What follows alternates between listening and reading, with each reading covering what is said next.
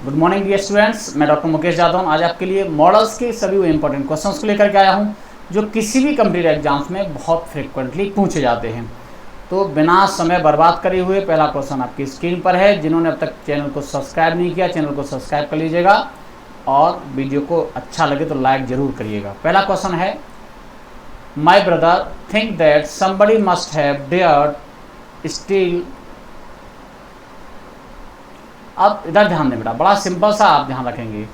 आपको मैंने बताया था जब नीड और डेयर मेन वर्ब का काम करते हैं तो इनके बाद फुल इन्फिनेटिव आता है, और जब नीड और डेयर ऑक्सिलरी वर्ब का काम करते हैं इनके बाद बेयर इन्फिनेटिव आता है। तो यहाँ देखेंगे डेयर जो है मेन वर्ब का काम कर रहा है क्योंकि यहाँ ऑक्सिलरी वर्ब तो मस्ट है, तो ऑप्शन सी आएगा। ये टू स्टील हम करेंगे इसे। नेक्स्ट क्वेश्चन है, when I was young I can run faster. Simple सा नियम आप ध्यान रखेंगे, पास्ट के बाद अगला वाक्य पास्ट होता है, तो यहाँ कैन नहीं आएगा बेटा, यहाँ आएगा could. Option B. Question number 3 है, he needs not to come here. अब देखिए, अभी आपको बताया था नीड और डेयर जब मेन वर्ब का काम करेंगे तो वाक्य अफर्मेटिव होता है, नेगेटिव भी हो सकता है, लेकिन जब ये मॉडल ऑक्सिलरीज का काम करेंगे तो वाक्य नेगेटिव होगा या इंटरगेटिव होगा। तो पार्ट ए गलत है। अगर हमें यहाँ ऑक्सिलरी वर्ब है तो बेटा एस नहीं आएगा, जब एस नहीं आएगा तो ये टू भी नहीं आएगा। Next, he dare not to go there. यहाँ डेयर मेन वर्ब का काम कर रहा है, नहीं ऑक्सिलरी वर्ब का, क्योंकि नॉट से आप ध्यान रखना हमेशा, नॉट जो है हमेशा ऑक्सिलरी वर्ब के बाद आता है और मेन वर्ब से पहले आता है। तो ये ऑक्सिलरी वर्ब का काम कर रहा है, तो इसलिए यहाँ पर टू नहीं आएगा। जब नीड और डेयर मेन वर्ब का काम करते हैं तो टू आता है, तो फुल इन्फिनेटिव आता है, और ऑक्सिलरी वर्ब के साथ तो ये बेयर इन्फिनेटिव आएगा। नेक्स्ट क्वेश्चन है, I use to play cricket when I was 10 years old. Past tense की बात कर रहे हैं, और पास्ट टेंस में आदत बताने के लिए बेटा यूज्ड टू का प्रयोग होता है, option A. Next question number 6, a soldier could fight for his country and save his country. तो आप बिल्कुल सिंपली ध्यान रखेंगे बेटा, नैतिकता और कर्तव्य परायणता बताने के लिए बेटा हम कैन कुड का प्रयोग नहीं करते, हम यूज करते हैं ऑट टू का, option B. Next question number 7, I would rather die than beg. तो वुड रेदर के बाद बेयर इन्फिनेटिव का प्रयोग करते हैं, और देन जो आता है बेटा वो THAN वाला आता है, option C. Next question number 8, run fast lest you will miss the train.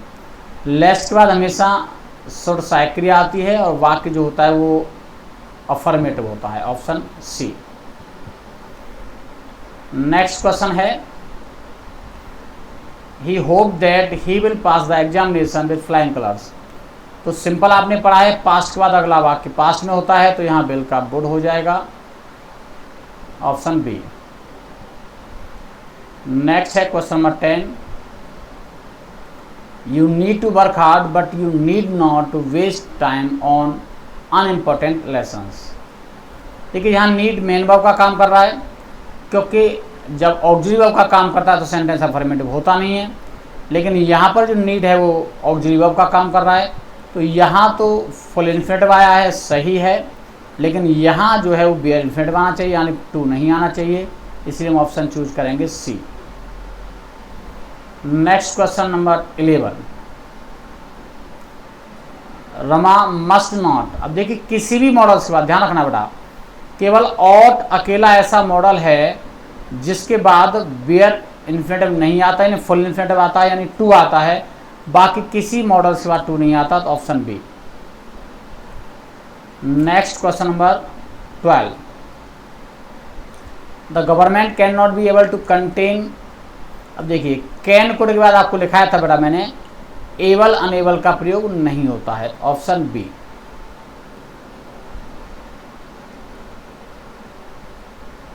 When you are young you are to learn good habits. Simple आप जानते हो पास्ट के बाद पास्ट आता है, तो ऑट टू का जो पास्ट होता है बेटा वो क्या होता है, ought to have plus verb third. तो ये ऑप्शन आपका बी आएगा। ये क्या आना चाहिए, इसका सही आंसर होना चाहिए ऑट टू हैव लर्नड। अब ये आपको कंफ्यूज हो सकता है करता हो, लेकिन आपको मैं इसको क्लियर कर देता हूं।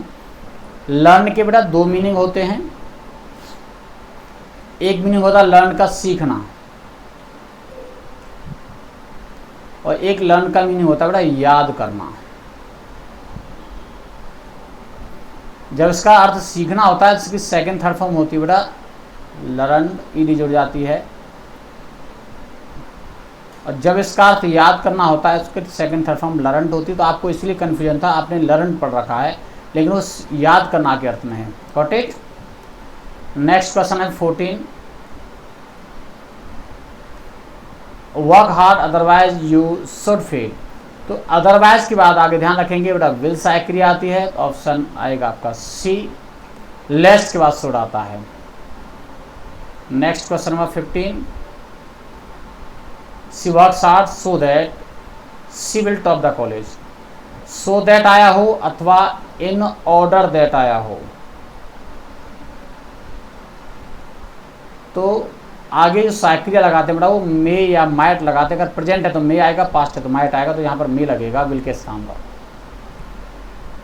Next question number 16।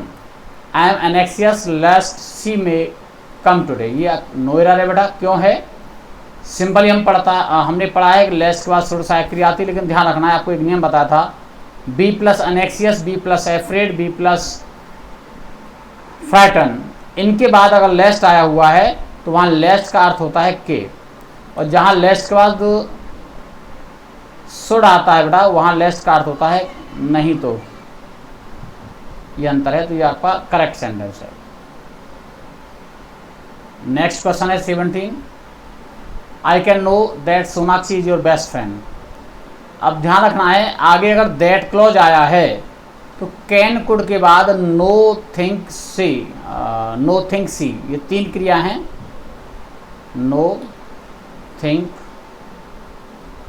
सी, ये तीन क्रियाएं यूज नहीं होती हैं, इनके स्थान पर हम यूज करते हैं बेटा गैस, कैन कुड के साथ। अगर आगे दैट क्लॉज आया है तो इसलिए ऑप्शन ए रॉन्ग है। नेक्स्ट क्वेश्चन है 18।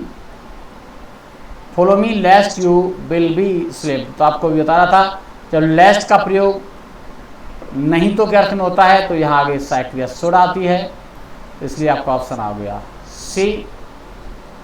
अगला क्वेश्चन है could you tell me the address of doctor Simon. तो would you, could you, will you का प्रयोग बेटा विनम्र निवेदन के लिए हम कर देते हैं, तो विनम्र निवेदन के लिए कर देते हैं, तो ये आपका सेंटेंस नो एरर हो गया, ऑप्शन डी। और लास्ट सेंटेंस, लास्ट क्वेश्चन है आज के लिए बेटा, she is so kind that she can forgive you. इतना के अर्थ में जब सो और दैट आता है बेटा तो आगे मोस्टली कैन और कुड साइक्रिया आती है, तो उसके अकॉर्डिंग वाक्य आपका सही है। उम्मीद करता हूँ आपको क्लास पसंद आई होगी।